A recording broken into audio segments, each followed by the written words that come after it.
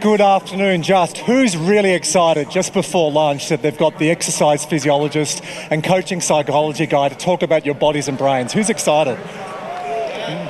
My job is to talk about your most important topic, and if it's not, it needs to be. I'm going to talk about you, I'm going to talk about your body, and I'm going to talk about your brains. And I want to talk about change. That is the car that my parents had when I was a little tacker. Now, I have two children. Michaela is 10, Archer is 7. By the time they get to 18, they may lose that rite of passage that we all had, which is called learner's driver's license. Why? With technology and the way it's changing, our children probably won't have a car. Everything's swipe, it's Uber, it'll be teleporters and everything else. Working with athletes is easy. In sport, you get a 2 or 3 month off season. You might play for an hour a week. You play for 50 plus hours some weeks.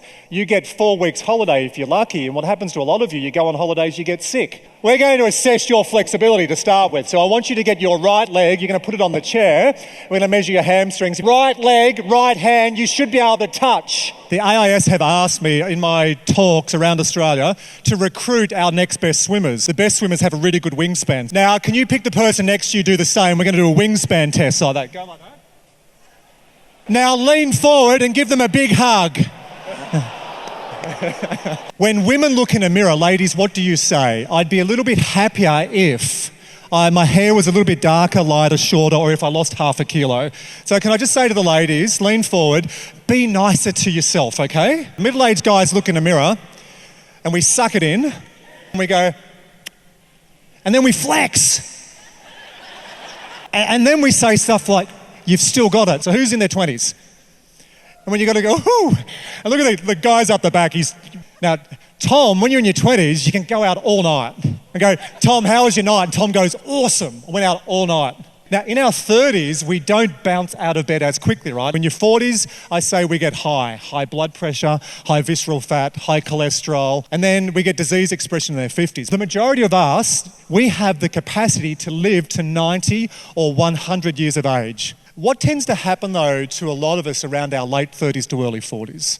I call it the perfect storm. Number one, we get promoted to senior roles, or in business, we take on more responsibility. Number two is we then have lifestyle pressure, relationships, mortgages, kids, everything else that goes with it. And then number three, we get too busy in our brains and we create wonderful stories, so we stop exercising. Andrew, I know I should exercise, but I am too what?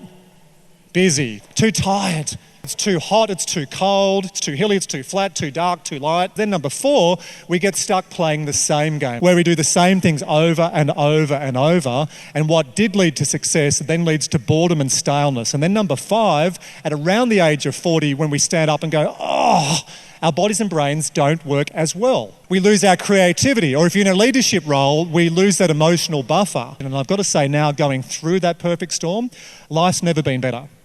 We sometimes grow more from the most challenging times than we do from the most prosperous times. There are 6 levers, I believe, as human beings we need to do in different parts of our lives. I want to change your fitness story. We don't connect the real reasons why we should move.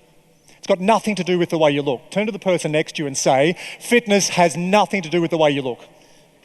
I think the fitness industry totally stuffs up their marketing. Gym's number one is about the way you think. It's called neurogenesis. You grow more brain cells by going to the gym. There's a doctor named Dr. John Ratey who wrote a beautiful book called Spark. He had underprivileged kids, and the underprivileged kids would wag school. They would then have a higher likelihood of ending up in a juvenile detention centre. So Dr. John Ratey had a spark. What if I get these kids connecting with physical activity? So he got the neuroscientist in, and they put these brain plates on their heads. And then they came back 3 months later and they saw that the kids had grown more brain cells. We should send the kids to physical activity to grow the brain cells, then we send them off to maths and science to fill them up. Isn't that beautiful? Number two, it's about energy. We all crash after lunch, mainly because our mitochondria have gone to sleep.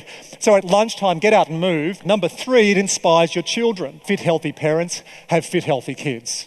Fact. Overweight, unfit parents have overweight, unfit kids. The 3 things we should give our kids. 1, movement is play. 2, nutrition is fuel. 3, unconditional love. So here's what I want you to do. I want you to move, get 10,000 steps every single day. I want you to change your fitness story. Fitness is not about the way you look. It is about the way you think. It's about energy levels. It's about inspiring your kids. It's about improving mood. It's about retiring healthy. The average glass of orange juice has 10 teaspoons of sugar. You're better off having Coke. It has 9. The average Australian and Kiwi now has 40 to 45 teaspoons of sugar a day. Who's shocked at that? I had an executive working with me last year who said, Andrew, I'm really concerned that I'm getting Alzheimer's. I asked him a couple of questions, got him to go and see a couple of different specialists. I got him off sugar. In 6 weeks, he came back and said, mate, what have you done to me? He said, I've got my brain back. So we find a lot of people who feel they're losing that capacity, that mental creativity, decision-making. It's sugar. It's scary. We all need to have 3 to 5 cups of vegetables every single day and a little bit of fruit. I want all of you to have a goal of having 2 AFDs, the relationship with sugar and Alzheimer's. Yeah. So sugar is not causing Alzheimer's, we don't think. But a number of people who I've seen who've got brain dysfunction or they're losing that mental capacity, when we get them off sugar, the brain works again. If you have 10 things happen throughout a day, 9 really good things, 1 thing that doesn't quite go how you want, we focus on the 1 thing. And what did we used to tell people about the brain? The brain changes when you're young, through your teenage years. And when did we think you hit a set point on brain development? Late teens, early 20s. It's rubbish. Your brain is plastic, but we have to train it. Physical activity is amazing for your brain. Sugar is not amazing for your brain. Fun and joy, connection, love, it's great for your brain. Well, what's changed the way we work? Artificial intelligence, outsourcing, global economies. We're moving at a faster pace than ever before. Then when we have large sweeping change, what happens to some people? We freak out because we're not doing little bits of change every single day. Take your watch and put it on the opposite hand. Have that on your opposite hand for the rest of today. I got a phone call by a colleague of mine at KPMG at the time named Natasha Moore. Hey Tash, hey Maisie. I said, what are you doing? She said, I'm entering you in a swim. I said, I don't swim. She said, when was the last time you stopped playing the same game? Stuff you, Tash. Is it like an ocean swim? She said, yeah, sort of. Well, where's it from? She said, it's from Dover to Calais. So we did swim the English Channel in a relay team, and it was one of the biggest things I've done to stretch myself. I was bullied into it by Tash. But it was actually fantastic because I never would have done that myself. Just before we went over to England to do the Channel swim, we had to go to Huskinson in the south coast to swim in cold water. I just breathed and thought, I've got to do this. I've got to get into the water. It was dark, pitch black, 5 a.m. We had to swim 700 metres to a green buoy, then dog-legged over to the other side to a right buoy and then back. We're swimming for 1 hour, then having a 1 hour break, then 1 hour on, 1 hour off, 1 hour on. We swam over 20 kilometres in 2 days.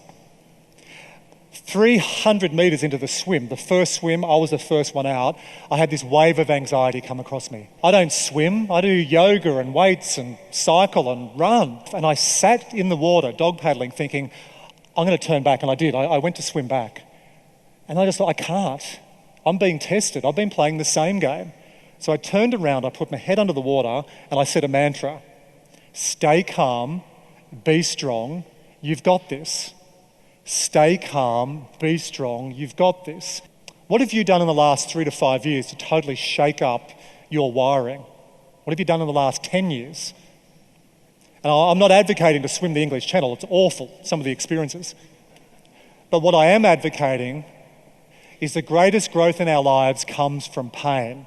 I really do believe the times in our life that challenge us the most are the ones we get the most out of. What is something that you've been thinking about doing for a while that's been laying dormant that you're going to maybe even just start thinking about a little bit more?